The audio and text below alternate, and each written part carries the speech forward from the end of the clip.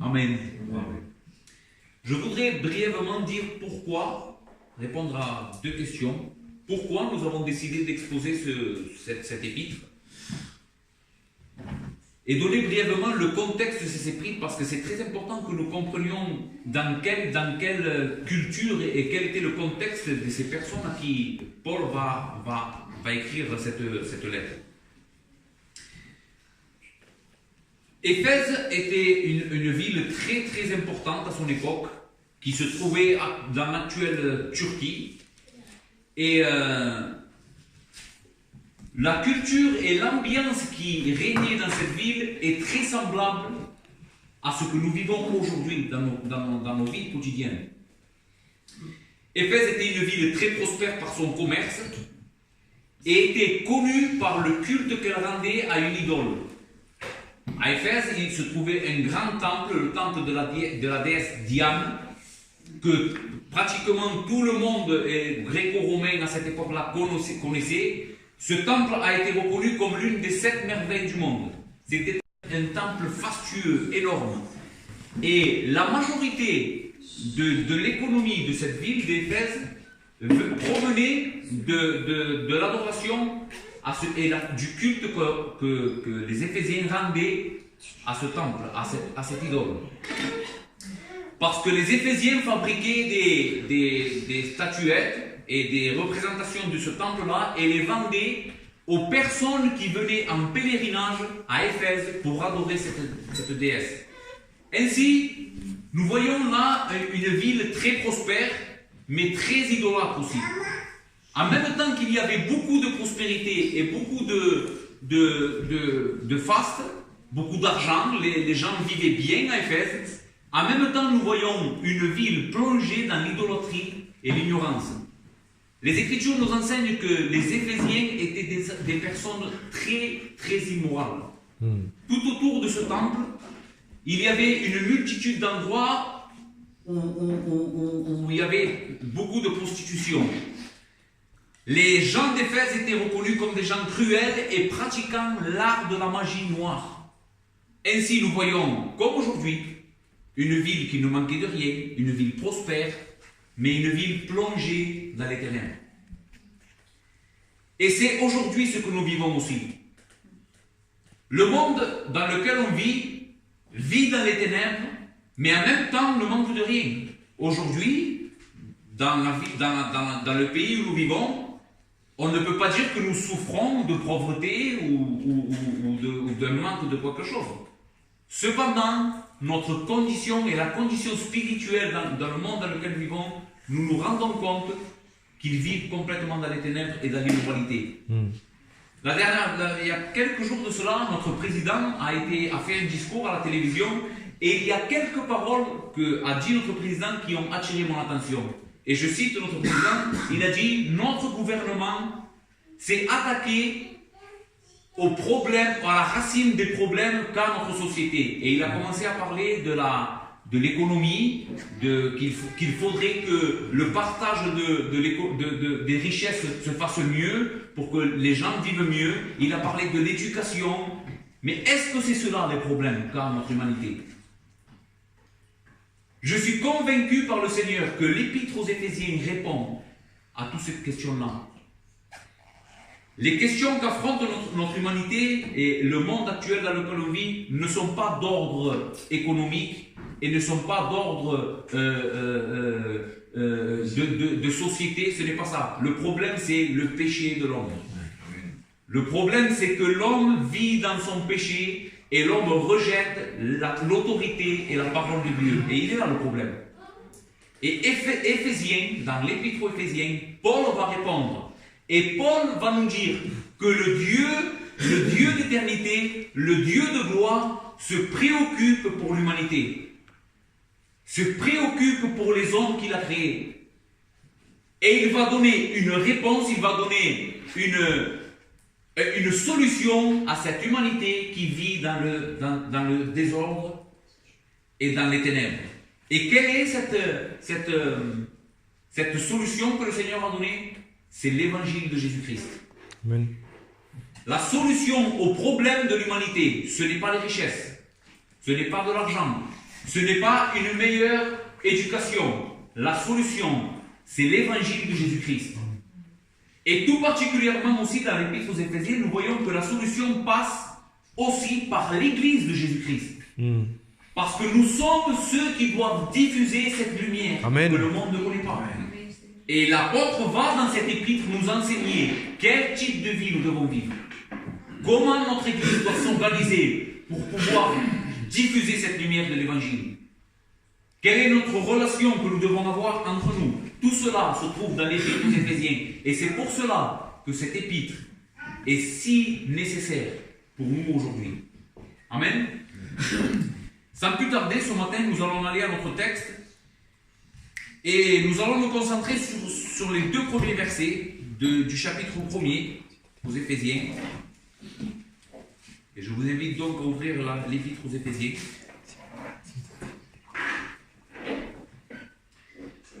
Et je lis avec vous la parole de Dieu. Et la parole de Dieu dit ainsi. Paul, apôtre de Jésus-Christ, par la volonté de Dieu, aux saints qui sont à Éphèse et aux fidèles en Jésus-Christ, que la grâce et la paix vous soient données de la part de Dieu notre Père et du Seigneur Jésus-Christ. Amen. Ce matin, je voudrais diviser notre texte en 3 points. Nous allons voir premièrement l'auteur de l'épître. Qui est l'auteur de l'épître aux Éphésiens? Ensuite, nous verrons les destinataires à qui Paul va écrire. Et ensuite, nous verrons quelques paroles de bénédiction que Paul va prononcer pour cette église. Donc, premièrement, voyons qui est l'auteur de l'épître aux Éphésiens. Le texte commence par Paul, apôtre de Jésus-Christ, par la volonté de Dieu. Ainsi, l'épître aux Éphésiens a été écrite par Paul. Paul en est l'auteur. Mais qui est Paul? Et je sais ici que la majorité de nous connaissons qui est Paul. Mais il y avait un homme de Dieu qui disait ainsi, les croyants, les chrétiens ont besoin qu'on leur insère la vérité quotidiennement dans la tête.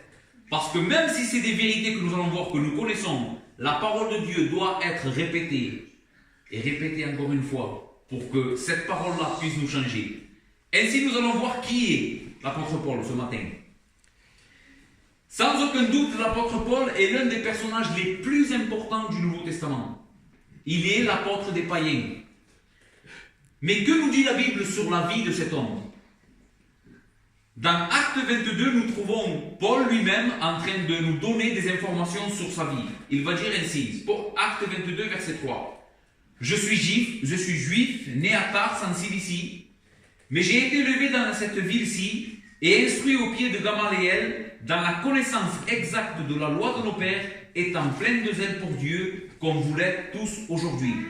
Et Philippiens 3,5 va nous apprendre aussi que Paul était de la tribu de Benjamin, tribu du premier roi d'Israël, Saül. Donc nous comprenons que sûrement Paul, qui s'appelle aussi Saul, portait le nom du roi Saül, dont il était de la tribu. Donc le texte que nous avons lu nous dit qu'il était de Tars, une ville très importante à l'époque où l'apôtre y avait vécu. Tars était la capitale d'une province romaine en Cilicie. Elle se situe dans l'actuelle Turquie. Tars était un haut lieu de la philosophie et une ville très prospère par son commerce de la laine et des tissus tissés. Et nous comprenons pourquoi aussi Paul avait ce métier-là. Paul était tisseur. Paul avait appris ce métier à Tars. Mais les Écritures vont nous enseigner que Paul ne va pas grandir dans cette ville. Très tôt dans sa jeunesse, Paul va quitter Tars et va venir habiter à Jérusalem. Là, il va faire son apprentissage au pied de l'un des plus préparés et des plus sages rabbins de son époque. Le rabbin Gamaliel est très connu, même à l'heure actuelle, par les Juifs. Cet homme-là était l'homme le plus préparé de l'époque de Paul. Ainsi, Paul va apprendre la loi dans l'exactitude et toutes les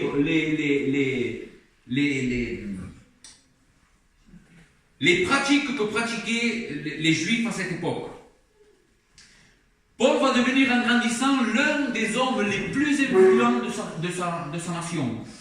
Il va il va intégrer un cercle d'hommes qu'on appelle les pharisiens, qui littéralement veut dire les séparer, parce que ces hommes-là pratiquaient la loi de Moïse et observaient les ordonnances de Moïse de manière très rigoureuse. La première fois que nous voyons Paul étant mentionné dans les Écritures se trouve dans Acte 7, au verset 58. Et c'est lors de la mise à mort d'un jeune croyant en Jésus-Christ, d'un jeune disciple de Jésus-Christ, Étienne, à qui le Seigneur avait donné un esprit de puissance. Et Étienne était en train de témoigner et rendre témoignage de Jésus-Christ à des Juifs qui ne pouvaient pas résister à la sagesse avec laquelle Étienne leur rendait témoignage de Jésus-Christ. Et ces hommes-là, étant remplis de rage et grinçant des dents contre la doctrine de Jésus-Christ, vont traîner Étienne hors de la ville de Jérusalem pour le lapider. Et le texte dit ceci, ils le traînèrent hors de la ville et le lapidèrent. Les témoins déposèrent leurs vêtements aux pieds d'un jeune homme nommé Saul. Ici, nous trouvons la première mention des Écritures sur l'apôtre Paul.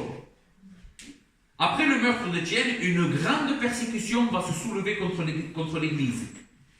Et toute l'Église va être persécutée, l'Église de Jérusalem va être persécutée. Au chapitre 8 et au verset 1 et 3, la parole de Dieu dit ainsi: Saul avait éprouvé le meurtre d'Étienne, et il y eut ce jour-là une grande persécution contre l'Église de Jérusalem, et tous excepté les apôtres se dispersèrent dans la contrée de Judée et de Samarie.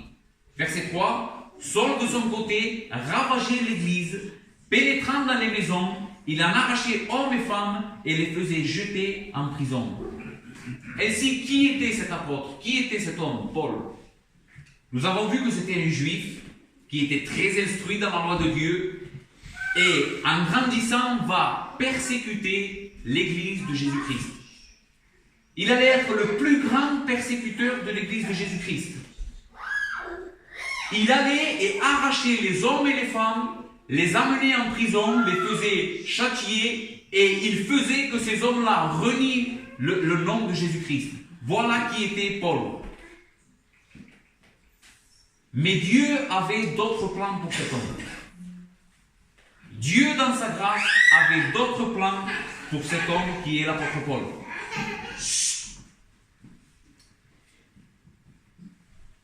La Bible nous enseigne que dans son excès de fureur, Paul va aller aux autorités juives pour leur demander des lettres, pour aller persécuter les croyants qui s'étaient dispersés de Jérusalem. Et il va recevoir cette autorité des hauts dirigeants de la nation juive. Et la Bible nous dit dans Acte 9, que Paul allait pour persécuter l'Église dans le chemin de Damas. Et là, Paul va se trouver avec le Seigneur Jésus-Christ. Jésus va apparaître à l'apôtre Paul, ce jour-là, en plein midi, nous dit la Bible, et une lumière resplendissante va entourer Paul et ceux qui l'accompagnaient. Paul va littéralement tomber de son cheval. Et la gloire de Dieu va lui être révélée. Jésus va lui dire: pourquoi est-ce que tu me persécutes? Pourquoi, Paul, es-tu en train de me persécuter de cette manière? Et Paul va s'humilier, et la Bible dit qu'il va trembler devant le Seigneur Jésus. Jésus va lui commander d'aller se réfugier à Damas et d'attendre là que des instructions le soient données afin qu'il sache ce qu'il devait faire. Le Seigneur va apparaître à un disciple qui se trouvait à Damas même, Ananias, et il va lui dire d'aller prier pour cet homme, Paul, afin qu'il recouvre la vue et qu'il soit rempli du Saint-Esprit. Et écoutez les paroles cette discussion que ce disciple, Ananias, et le Seigneur vont avoir. C'est très important. Acte 9, 13 à 16. C'est Ananias qui parle. Seigneur, j'ai appris de plusieurs personnes tous les maux que cet homme a fait à tes saints dans Jérusalem. Et il a ici des pouvoirs de la part des principaux sacrificateurs pour lier tous ceux qui invoquent ton nom. Mais le Seigneur lui dit: va, car cet homme est un instrument que j'ai choisi pour porter mon nom devant les nations, devant les rois et devant les fils d'Israël, et je lui montrerai tout ce qu'il doit souffrir pour mon nom. Le Seigneur avait choisi l'apôtre Paul Même quand cet homme était un persécuteur de l'Église, Dieu avait déjà un plan pour lui, bien déterminé, qui n'avait jamais venu à l'idée de cet homme. Que nous enseigne ce que nous venons de voir brièvement sur l'apôtre Paul? Cela nous enseigne beaucoup sur notre Dieu. Dieu, notre Dieu, est un Dieu de miséricorde. Sa miséricorde est infinie. Il est un Dieu de grâce, capable de changer le pire des pécheurs dans un serviteur dévoué pour son nom. La seule manifestation de la gloire de Jésus-Christ avait complètement changé et bouleversé cet homme pour toujours. Et maintenant, nous comprenons mieux pourquoi dans notre texte, Paul va dire Paul, apôtre de Jésus-Christ, par la volonté de Dieu. Paul était très conscient qu'au moment de sa conversion, au moment où il avait changé complètement, Paul était très conscient que cela n'était pas dû à sa propre volonté. Lui n'avait pas décidé de devenir un apôtre de Jésus-Christ, pas du tout. Il était très conscient que c'était uniquement l'exercice de la volonté souveraine de Dieu et son amour qui l'avait sauvé. Paul était conscient que s'il était ce qu'il était, ce n'était pas à cause de lui, c'était parce que Dieu l'avait choisi. Et laisse-moi te dire quelque chose ce matin. Il en est exactement pareil pour toi et moi. Au moment de notre conversion, la Bible nous enseigne que toi et moi, nous ne cherchions pas Dieu.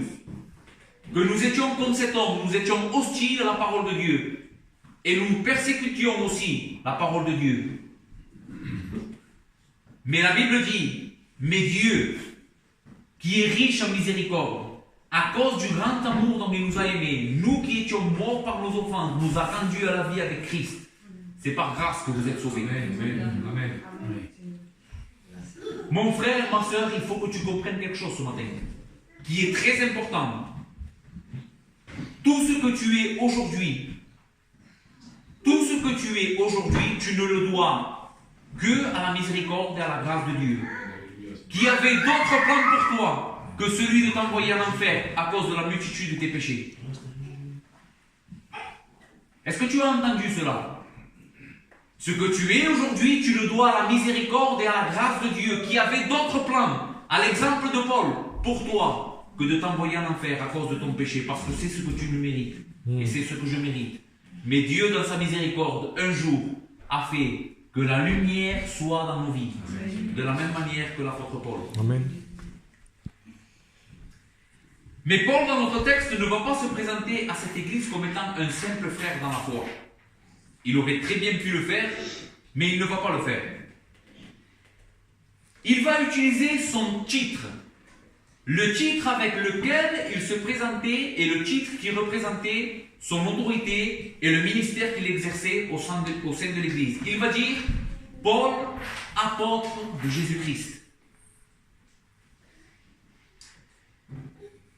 Paul va se présenter comme apôtre avec une intention bien précise. Et s'il vous plaît, ce point-là est le point le plus important de ma prédication ce matin.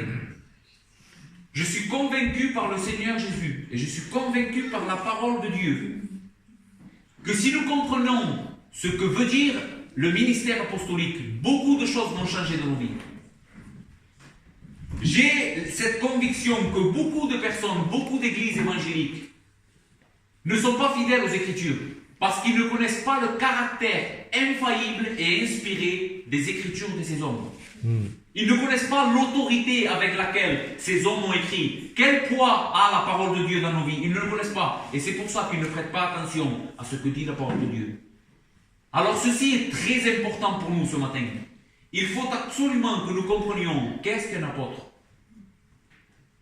Quel est son ministère? Quelle est son autorité? Afin que nous respections et que nous acceptions tout ce que les apôtres ont écrit.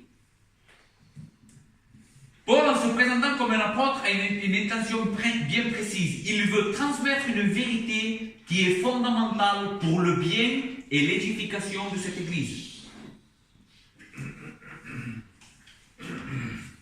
Ainsi, qu'est-ce qu'est un apôtre? Si nous voulons savoir qu'est-ce qu'est un apôtre, nous devons commencer par que veut dire la parole apôtre. Nous voyons que dans les Écritures, cette parole veut dire messager, envoyé pour une mission précise ou ambassadeur. La parole apôtre, sa traduction est messager, envoyé pour une mission précise ou ambassadeur. Mais quand nous regardons de manière précise les Écritures, nous nous rendons compte que le Nouveau Testament va utiliser cette parole de deux manières différentes. Dans son terme général, cette parole veut dire quelqu'un qui a été envoyé afin d'accomplir une mission. Et par exemple, le premier texte que je vais vous donner comme exemple, c'est 2 Corinthiens 8. Là, Paul est en train de recommander certains frères, Tite en l'occurrence, et d'autres frères, qu'ils étaient envoyés pour faire une collecte pour l'Église, pour récolter les dons pour certaines églises. Et Paul va recommander Tite et des frères à l'Église de Corinthiens afin qu'ils les reçoivent favorablement. Et le texte dit ainsi. Ainsi, pour ce qui est de Tite, il est notre associé et notre compagnon d'œuvre auprès de vous. Et pour ce qui est de nos frères, ils sont les envoyés des églises, la gloire de Christ. Dans la dernière partie du texte, ici, ils sont les envoyés des églises à la gloire de Christ. La parole envoyée ici, qui est traduite par envoyé dans mon texte, est apostolos. C'est la parole apôtre. Ainsi, nous voyons dans le contexte du passage que le Nouveau Testament utilise la parole apôtre pour parler de quelqu'un qui est envoyé par l'Église pour accomplir une certaine mission. Le deuxième texte se trouve dans Philippiens 2, et je n'ai pas mis ce texte parce que la version que j'ai ici, elle n'y est pas, et la version que j'ai donne mieux l'idée. Dans Philippiens 2, 25, la parole de Dieu dit ainsi: Par ailleurs, j'estime nécessaire de vous envoyer Épaphrodite, mon frère, mon collaborateur et mon compagnon d'armes, votre délégué auquel vous avez donné la charge de subvenir à mes besoins. L'église des Philippiens avait envoyé Épaphrodite pour aider Paul et pour subvenir aux besoins de Paul. Et ici, la parole délégué, votre délégué, est aussi apôtre. Votre apôtre, votre envoyé, celui que vous avez envoyé, l'apôtre que vous m'avez envoyé, qui est la gloire de Jésus-Christ. Ainsi, nous voyons que la parole apôtre est utilisée par le Nouveau Testament pour un simple frère, un simple croyant qui est envoyé à une église pour accomplir une mission. Et la deuxième manière dont le Nouveau Testament utilise cette parole est complètement différente. Et c'est celle-ci qui nous intéresse ce matin. L'autre manière dont le Nouveau Testament utilise la parole apôtre fait toujours référence au ministère apostolique. C'est-à-dire à une autorité que seuls les apôtres ont possédée et qui représentait le Christ en agissant avec l'autorité de Christ lui-même, qui leur était déléguée pour poser le fondement de l'Église et transmettre la vérité de Dieu une fois pour toutes à son peuple, sans aucune erreur et de manière précise. Voici ce qu'était un apôtre. Un apôtre de Jésus-Christ était quelqu'un qui avait été commissionné par Dieu, choisi par Dieu, pour fonder l'Église, pour poser le fondement des Églises, c'est-à-dire la doctrine biblique, mais cela de manière révélée par Dieu, sans aucune erreur et de manière infaillible. Et ceci est très important pour nous ce matin. Beaucoup de personnes aujourd'hui disent que le ministère apostolique existe toujours, qu'il y a aujourd'hui des apôtres. Est-ce qu'il y a aujourd'hui des apôtres? Il n'existe plus des apôtres aujourd'hui. Nous allons voir les requis qu'il fallait pour être un apôtre. C'est quoi les requis? Quels sont les requis pour pouvoir être un apôtre, bibliquement? La première chose, c'est d'avoir vu le Christ ressuscité. Pas une vision, mais d'avoir vu avec les yeux physiques Jésus, une apparition de Jésus glorifié et ressuscité. Acte 1, versets 20 à 25. L'apôtre Pierre va dire ici qu'il fallait que Judas, qui avait vendu le Seigneur et qui s'était suicidé, suite à cette trahison, devait être remplacé parce que les Écritures l'ordonnaient.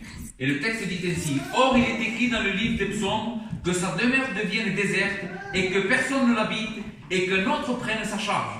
Il faut donc que parmi ceux qui nous ont accompagnés tout le temps que le Seigneur Jésus a vécu avec nous, depuis le baptême de Jean jusqu'au jour où il a été enlevé du milieu de nous, il y en ait un qui soit associé comme témoin de sa résurrection. Ils présentèrent deux, Joseph appelé Barnabas, surnommé Justus, et Matthias. Puis ils firent cette prière: Seigneur, toi qui connais les cœurs de tous, désigne lequel de ces deux tu as choisi, afin qu'il épare au ministère et à cet apostolat que Judas a abandonné pour aller en son lieu. Ce qui est important ici, c'est que nous voyons quel requis.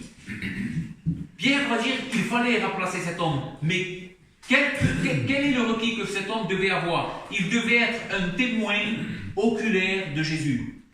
Avoir vécu avec le Seigneur depuis le baptême de Jean jusqu'à l'ascension du Seigneur. Ceci est le requis. Et nous voyons cela dans toutes les Écritures.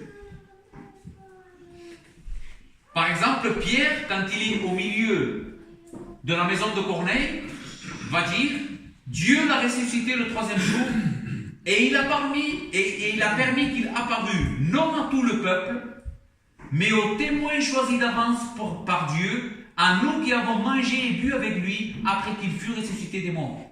Ainsi, le requis qu'il faut pour être un apôtre, c'est avoir vu Jésus-Christ de manière physique. Et ce requis-là, aucun homme aujourd'hui ne peut le remplir.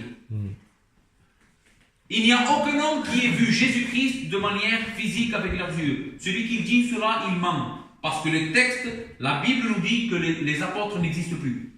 Et que ce requis-là était un requis spécial pour eux. Paul était un apôtre un peu particulier.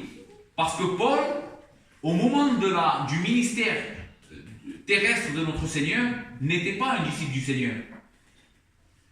Mais ce requis, il le remplit aussi, parce que Dieu, Jésus-Christ, dans le texte où nous avons lu tout à l'heure, dans Actes, où le texte nous raconte la conversion de Paul, Jésus va apparaître physiquement à Paul. Même si les personnes qui étaient avec lui ne vont pas le reconnaître, ne vont pas voir Jésus, mais Jésus a fait que Paul le voie, pour que lui aussi, son apostolat, soit un véritable apostolat. Dans Acte 22, quand Paul va raconter sa conversion à la foule à Jérusalem, Paul va dire ces mots. En parlant des paroles que Ananias va lui dire, il dit: Le Dieu de nos pères t'a destiné à connaître sa volonté et à voir le juste et à entendre les paroles de sa bouche, car tu lui serviras de témoin auprès de tous les hommes des choses que tu as vues et entendues. Ainsi, nous voyons que Paul aussi remplissait ce requis. Paul avait vu la manifestation de notre Seigneur Jésus-Christ et l'avait vu de ses propres yeux. Les autres caractéristiques, je ne mettrai pas les textes parce que ça serait trop long, mais les autres caractéristiques du ministère apostolique étaient d'avoir été personnellement édifié et instruit par Jésus-Christ. C'est-à-dire qu'un apôtre, tous les apôtres avaient été élevés au ministère, avaient été mis à ce ministère, à cette charge dans l'Église, par Jésus-Christ lui-même de manière personnelle. Nous voyons par exemple que le Seigneur va choisir 12 apôtres et va les ordonner comme apôtres. Et Paul aussi remplit ce ministère. Ils avaient aussi la puissance de faire des guérisons et des miracles. Les apôtres avaient comme caractéristique une puissance extraordinaire pour guérir les malades, pour ressusciter les morts, et cela était pour confirmer le message qu'ils portaient. Les signes et les miracles que les apôtres vont accomplir durant leur ministère, c'était pour certifier que le message qu'ils étaient en train de prêcher était la vérité de Dieu. Mais le requis le plus important pour nous ce matin, et qui est très important une fois de plus, c'est qu'il faut que nous comprenions ce matin, c'est que les apôtres avaient un ministère spécial pour fonder la foi des chrétiens. C'est-à-dire transmettre toute la doctrine à l'Église de tous les temps. Il n'y a plus de fondement parce que les apôtres se sont chargés de poser le fondement Et eux, ils avaient ce ministère particulier qui était donné par Jésus-Christ pour le faire. Je vous pose une question. Quand on construit une maison, combien de fois nous posons le fondement? Nous faisons un fondement, ensuite nous bâtissons sur ce fondement. Nous ne faisons pas un fondement, ensuite nous bâtissons, nous faisons encore un fondement. Cela n'est pas la manière de construire une maison. Les apôtres étaient là pour faire le fondement, pour poser le fondement de l'Église. Par leurs enseignements et par leur doctrine, l'enseignement et les fondements de l'Église ont été déjà posés une fois pour toutes. Éphésiens 2,20 va dire « Vous êtes édifiés sur le fondement des apôtres et des prophètes, Jésus-Christ lui-même étant la pierre angulaire. » Ces hommes étaient très spéciaux parce qu'ils avaient été choisis par Dieu pour transmettre la vérité d'une manière infaillible, par l'inspiration et une révélation spéciale de Dieu. Ce qui donne à leur enseignement et aux recommandations pour nous croyants ce matin un caractère autoritaire et inquestionnable. Parce que ces hommes ont parlé de la part de Dieu de manière infaillible, étant inspirés par le Saint-Esprit. Leur enseignement est sans aucune erreur. Leur enseignement est la volonté parfaite de Dieu.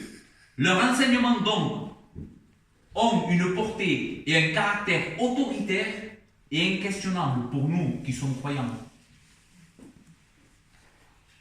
C'est-à-dire que nous, l'Église, nous ne questionnons pas ce que les apôtres ont écrit.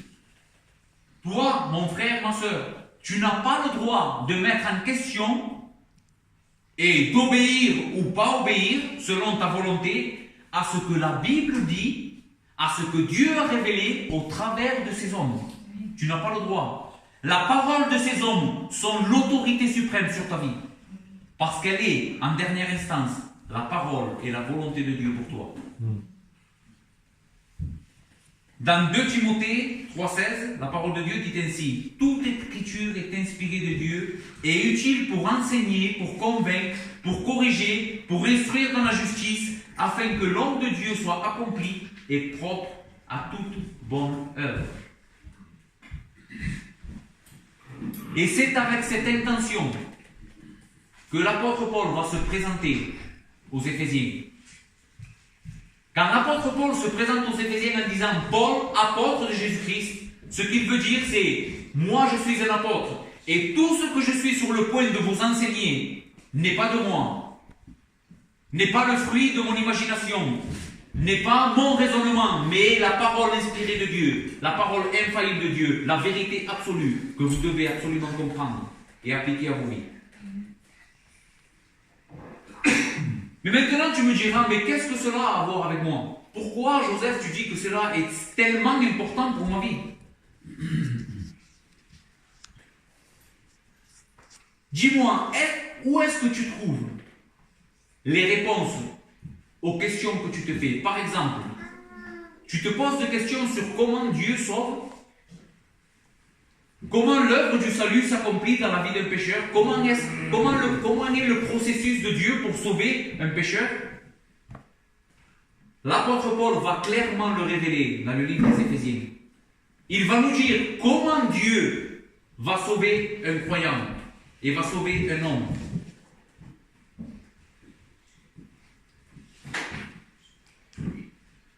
Il y a beaucoup de personnes aujourd'hui qui grincent les dents quand on parle de la doctrine de l'élection souveraine de Dieu pour le salut. Quand ils entendent parler que des églises ou quelqu'un enseigne que Dieu a élu avant la fondation du monde tous ceux qui vont croire, ces personnes-là vont grincer les dents et vont dire non, cela est impossible, cela est injuste. Et il y en a même qui vont jusqu'à blasphémer contre cette vérité. Mais il suffirait pour ces personnes de lire le premier chapitre aux Éphésiens d'une manière honnête pour se rendre compte que Dieu a clairement révélé dans sa parole que l'élection est une doctrine que Dieu même a révélée. Tu veux connaître comment fonctionne une église? Comment est-ce que nous devons établir notre église et faire que notre église fonctionne? Quels sont les ministères de notre église? La parole de Dieu va nous le dire dans Éphésiens. par la bouche de l'apôtre Paul, Dieu va établir qu'est-ce qu'est la vérité sur l'Église. Tu veux connaître quel type de relation tu dois avoir avec ton mari? Je parle aux femmes. Quelle est l'autorité qu'a ton mari sur toi? Éphésiens va dire, femmes, soyez soumises à vos maris comme au Seigneur, car le mari est le chef de la femme, comme Christ est le chef de l'Église, qui est son corps et dont il est le sauveur. Voici ce que Dieu dit. Comment tu dois traiter ton mari? Tu dois être soumise à lui, pas parce que c'est des hommes qui l'ont dit, mais parce que c'est la vérité expressée par Dieu. Une femme doit être soumise à son mari, comme Christ. Comme à Christ. Marie, tu veux savoir comment tu dois aimer ta femme? Quel type de relation tu dois avoir avec ta femme? Éphésiens 5,25 va dire, Marie, aimez vos femmes comme Christ a aimé l'Église et s'est livré lui-même pour elle, afin de la sanctifier par la parole, après l'avoir purifiée par le baptême d'eau. Tu dois l'aimer sans condition. Christ a aimé l'Église sans aucune condition, sans lui poser aucune condition. Il n'a pas regardé que nous étions des pécheurs rebelles. Il nous a aimés. Et c'est ainsi que la Bible t'ordonne que tu aimes ta femme. Et c'est un ordre. Ce n'est pas sujet à questionnement. La parole de Dieu dit que tu dois aimer ta femme comme Christ a aimé l'Église. Et ainsi l'Épître aux Éphésiens va répondre à une multitude d'autres choses. Comment nous devons faire grandir nos enfants? Comment est-ce que nous devons éduquer nos enfants?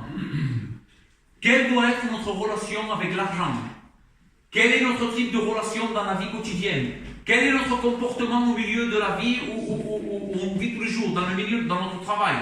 Quelle doit être notre relation? La parole de Dieu a des critères pour toi. Si tu es croyant, qui ne sont pas, une fois de plus je le répète, mis sous condition. Si tu dis être croyant en Jésus-Christ, tu dois absolument les observer. Amen.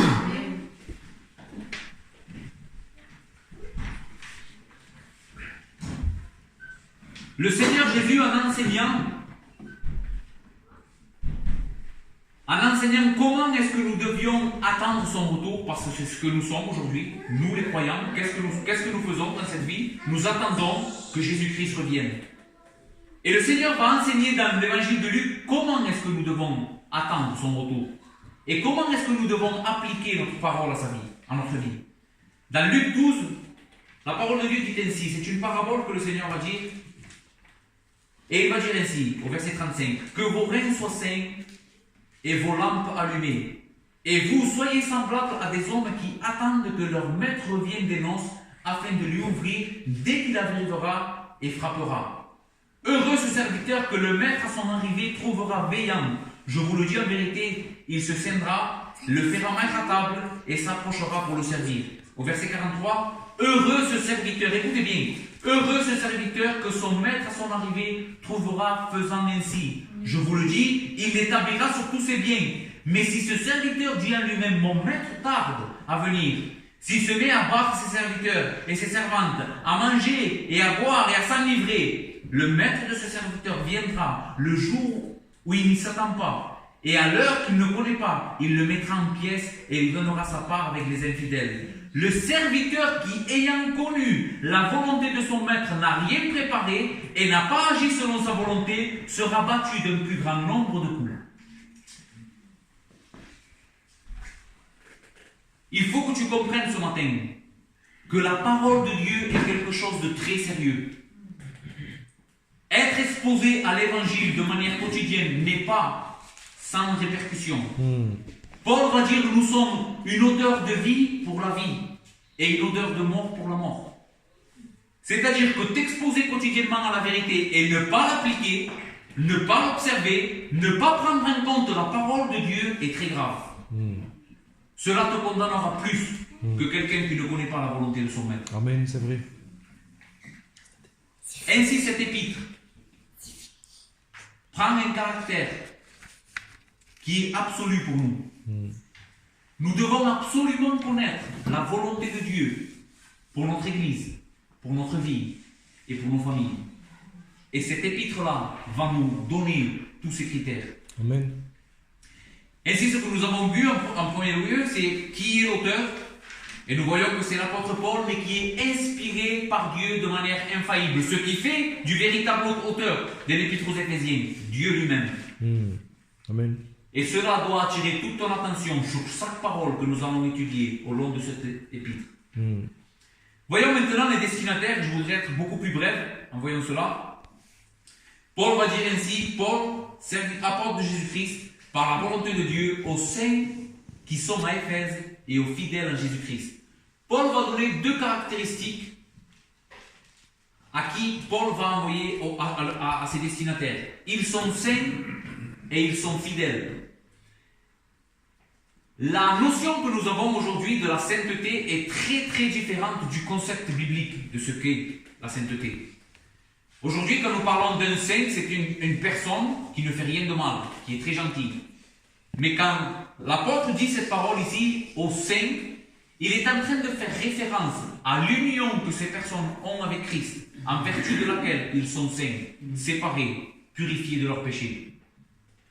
C'est-à-dire qu'un saint dans la Bible, c'est quelqu'un qui a mis sa foi en Jésus-Christ, qui a cru, qui a été sauvé et lavé de ses péchés. Ce n'est pas quelqu'un de parfait, mais c'est quelqu'un qui a été sanctifié et qui est en Christ par la foi. Ceci est un saint. Et les Éphésiens, qui avaient cru en Jésus-Christ, étaient des saints. Un saint, ce n'est pas quelqu'un qui à sa mort a été canonisé, comme dit l'Église catholique. Ce n'est pas ça un saint. Un saint dans les Écritures, c'est un croyant, tout ce qu'il y a de plus courant, mais il est saint en vertu de l'œuvre de Jésus-Christ. Il a été sanctifié par le sang de l'agneau, et maintenant il est purifié et mis à part pour servir Dieu. Mais être saint, de cette manière-là, avoir cru en Jésus-Christ et avoir été sanctifié de son péché, a des répercussions dans nos vies et se voit. Et c'est pour cela que Paul va dire aux saints et aux fidèles. Ces personnes, parce qu'elles avaient été sanctifiées, parce qu'elles avaient été purifiées de leurs péchés, parce que Dieu leur avait donné une autre nature qui n'avait plus rien à voir avec leur nature corrompue, maintenant étaient des fidèles à Jésus-Christ. C'est-à-dire qui gardaient la parole de Dieu. Amen. Et aujourd'hui, toi ou n'importe qui ne peut pas dire « moi je suis un saint » parce que j'ai cru en l'évangile, parce que Dieu m'a sauvé sans être fidèle. La sainteté et la fidélité vont de pair. Amen. La sainteté et la fidélité vont ensemble. Il ne peut pas y avoir de sainteté s'il n'y a pas de fidélité. C'est impossible. Parce que la fidélité est le résultat de notre union avec Christ. Si nous avons été unis par le Saint-Esprit à notre Seigneur Jésus-Christ, cela va engendrer en nous de la fidélité. Littéralement, le texte fidèle veut dire ici les croyants, ceux qui observent la parole, ceux qui gardent les commandements. Ainsi, tu veux savoir, toi, si tu es réellement un saint? Tu veux savoir si l'œuvre de Dieu a vraiment commencé dans ta vie? Eh bien, tu dois regarder ta vie et regarder si tu es en train d'être fidèle à la parole. Est-ce que tu es en train de grandir dans ta fidélité au commandement de Dieu? Est-ce que tu vois un progrès de sainteté dans ta vie? Est-ce que le péché te dégoûte de plus en plus? Est-ce que tu luttes chaque jour contre ton péché? Ou es-tu une personne qui se relâche dans son péché et qui vit comme le reste du monde, qui a seulement une apparence de croyant ici dans l'église, mais quand tu es dehors, les gens peuvent te connaître pour ce que tu es? Si c'est comme cela, je t'exhorte au nom de Jésus-Christ à t'examiner. Parce qu'il n'y a pas de sainteté, il n'y a pas de position de Christ sans fidélité, c'est pas possible. Si tu es saint, tu es fidèle. Et voici les deux caractéristiques que Paul va soulever de ses destinataires. Donc, à qui est destiné cette épître? À qui est destiné tous les commandements de Dieu dans lesquels nous devons les aimer, lesquels nous devons les pratiquer? Aux saints et aux fidèles. À ceux qui croient en Jésus-Christ, à ceux qui ont été sanctifiés et à ceux qui sont fidèles en Jésus-Christ. La parole en Jésus-Christ aussi est très importante dans cette épître. C'est un concept qui va revenir très souvent, mais on va le revoir, je l'espère plus souvent. Mais comprendre cela est très important. Être en Jésus-Christ veut dire avoir cru en Jésus-Christ. Veut dire la même chose que je dis tout à l'heure, avoir été uni en Jésus-Christ par le moyen du Saint-Esprit. Ainsi, aux saints et aux fidèles en Jésus-Christ. Maintenant, regardons quelques paroles de bénédiction que Paul va prononcer sur ces hommes. Que la grâce et la paix vous soient données de la part de Dieu notre Père et du Seigneur Jésus-Christ. L'épître aux Éphésiens, nous allons le voir aussi cela, la doctrine de la Trinité de Dieu se trouve dans chaque passage. Nous allons voir que cet épître soutient très fortement la doctrine de la Trinité. Et là déjà, Paul va attribuer les bénédictions à Dieu le Père et au Seigneur Jésus-Christ, en mettant Dieu le Père et le Seigneur Jésus-Christ comme étant la source de toutes les bénédictions, comme étant le Dieu de gloire qui bénit ceux qu'il aime. La parole grâce ici, charis en grec, Paul va désirer que la grâce et la paix vous soient données. La grâce est le cadeau immérité de Dieu, les faveurs imméritées de Dieu pour une vie d'un pécheur qui ne mérite rien. Voici ce que Paul va désirer pour ces hommes. Que la grâce, que Dieu ne vous traite pas selon vos œuvres, que Dieu soit bon envers vous, que Dieu exerce sa miséricorde envers vous. Voici ce que Paul va désirer sur ces personnes. Que la grâce, que les bontés, que la miséricorde de notre Dieu soient répandues sur chacune de vos vies. Et la paix, ici, veut dire prospérité, tranquillité d'esprit, harmonie, sécurité. Voilà ce que veut dire la paix. Mais il ne peut pas avoir de paix sans avoir été d'abord le bénéficiaire de la grâce de Dieu. Parce que la première chose que nous enseigne la Bible, c'est que chacun d'entre nous, nous étions en inimitié contre Dieu. Nous étions en guerre contre Dieu. Dieu était notre ennemi. Et ce qui a fait que maintenant nous ne soyons plus ses ennemis, que nous soyons réconciliés avec lui, ça a été la grâce de Dieu dans nos vies. Dieu nous a justifiés par grâce, en imputant nos péchés, comme nous l'avons dit cette semaine, à la croix sur Jésus-Christ, en condamnant nos péchés sur le Christ, et en nous imputant sa justice. Dieu nous a fait grâce pour toutes nos offenses. Il a enlevé l'acte qui nous condamnait et l'a cloué à la croix. Ceci est la grâce de Dieu. Mais il ne peut pas y avoir la paix. C'est pour ça que l'ordre est dans le texte. Que la grâce et la paix de notre Seigneur soient sur vous. Il ne peut pas avoir de paix dans une vie s'il n'y a pas d'abord la grâce de Dieu. Si le pardon de péché n'a pas été accordé à la personne. Ainsi, ce texte nous en dit beaucoup sur la condition de l'homme pécheur. De quoi a absolument besoin l'homme? Tout à l'heure, nous disions que la société, de quoi a besoin la société? Le monde dit que nous avons besoin de plus d'argent, de plus de connaissances, de plus. Non. La Bible nous enseigne que nous avons absolument besoin du pardon de nos péchés, qui se trouve uniquement en Jésus-Christ, notre Seigneur. Il n'y a pas d'autre endroit où l'homme peut être réconcilié avec Dieu, sinon à la croix. Là où le Fils de Dieu a été suspendu entre ciel et terre pour payer pour nos offenses. Ce qui en résulte pour nous qui croyons ce matin, la paix avec Dieu. Aujourd'hui, nous pouvons dire nous sommes en sécurité. Nous vivons dans la tranquillité. Nous vivons dans l'harmonie.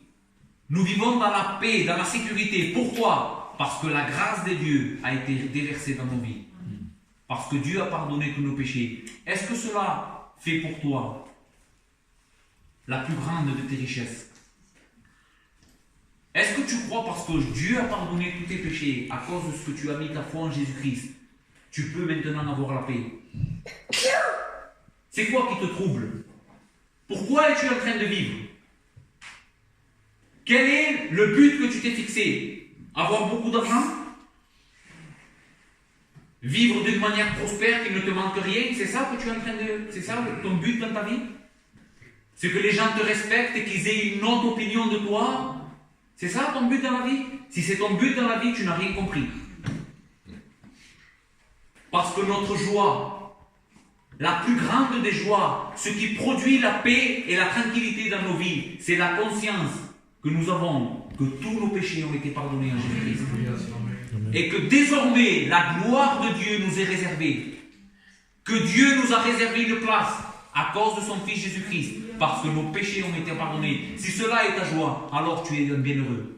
Alors tu es quelqu'un d'intelligent. Que la paix, que la grâce et la paix soient sur vous, de la part de notre Dieu et du Seigneur Jésus-Christ. Ainsi, déjà ces 2 premiers versets que nous avons étudiés brièvement ce matin, nous en apprend beaucoup déjà sur la gloire de Dieu et sur l'épître aux Éphésiens et sur l'importance que cela a pour nos vies, la parole de Dieu. Ce que nous avons lu tout à l'heure, c'est sur qui les yeux de Dieu sont. Ils sont sur celui qui tremble à sa parole. Ils sont sur celui qui observe ses commandements. Et ce matin, nous voulons être une église qui garde la parole de Dieu, qui comprend que tout ce que Dieu a révélé n'est pas questionnable. Cela n'est pas questionnable. Cela a une autorité suprême sur ta vie. C'est ça que je veux que tu retiennes ce matin. La parole de Dieu, si tu te dis être croyant, a une autorité suprême sur toi. A une autorité suprême sur l'Église. Ce n'est pas notre parole. Ce n'est pas parce que moi ou mon beau-père ou Patrick ou prêche. Ce que nous faisons, c'est que nous ouvrons ce livre et nous exposons ce que ce livre dit. Et c'est les paroles de ce livre qui ont une autorité sur toi, pas mes paroles. C'est parce que c'est la parole de Dieu que tu dois l'obéir. Amen. Amen. Amen. Nous allons prier le Seigneur.